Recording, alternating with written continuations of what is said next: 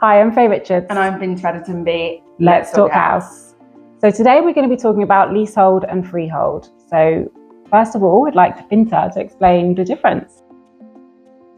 Okay, so here in England we have mainly two different categories in which a landlord would own property.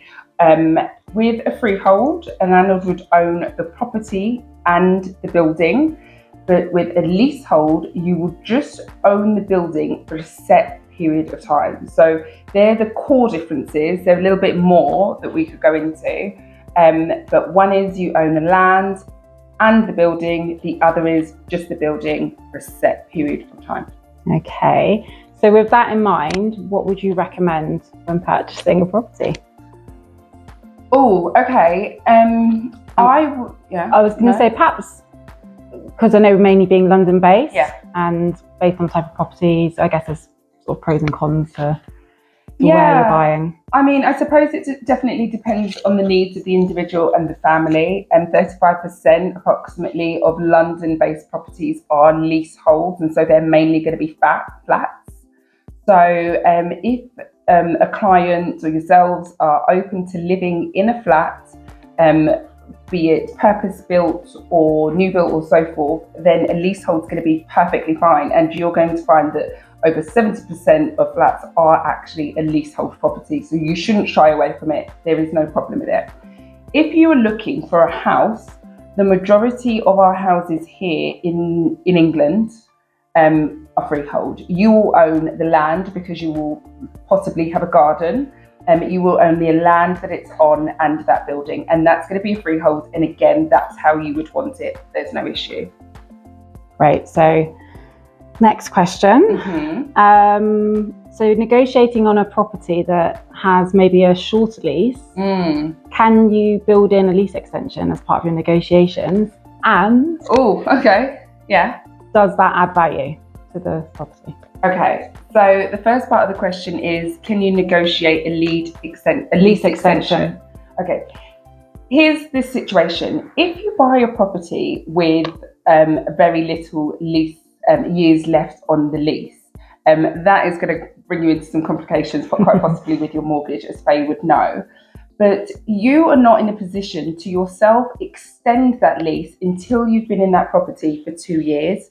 You have to be a resident in that property and then ask for it to make an application for that lease to be extended.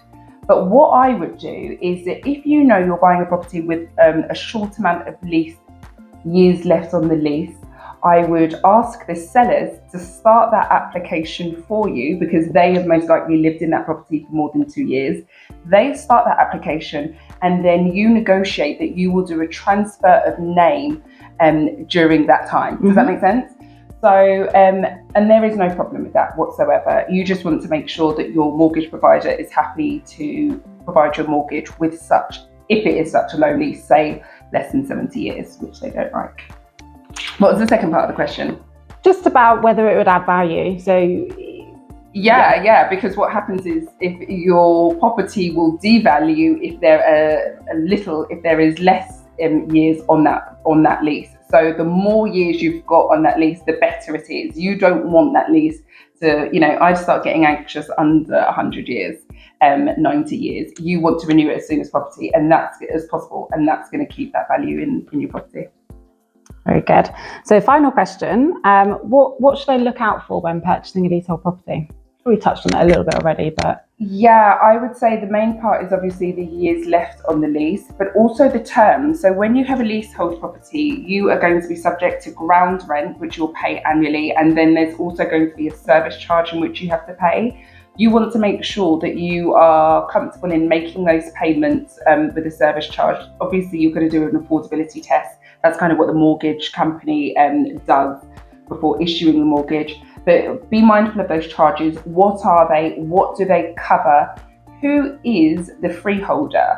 Now, if your freeholder is actually, say, a council, so say it's the Lambeth Council or so forth, sometimes you'll find converted period properties and it will be the council that is the freeholder. They can be, not Lambeth Council, sorry, but councils in general can sometimes be a little it's not as advantageous to have them as your freeholder, because they're not really going to keep up the aesthetics of a property. They're going to do just the basics of keeping it safe, say. So just be mindful of that, and yeah, just make sure that lease covers everything that you want in it. Yeah, I think that's really, really useful and some handy tips to look out for there. Yeah, so don't shy away from a lease over a freehold. Obviously, you've got more ability to more control, I should say, with a freehold. But considering that so much of the properties here in England and the UK are done via leases, I would not deter anyone from getting one.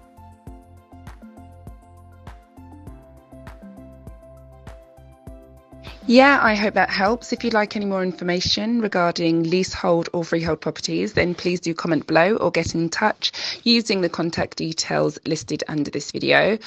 Also, please do like and hit subscribe if you are keen to find out any more information about properties here in London for residential or investment purposes. We hope you liked it. Take care.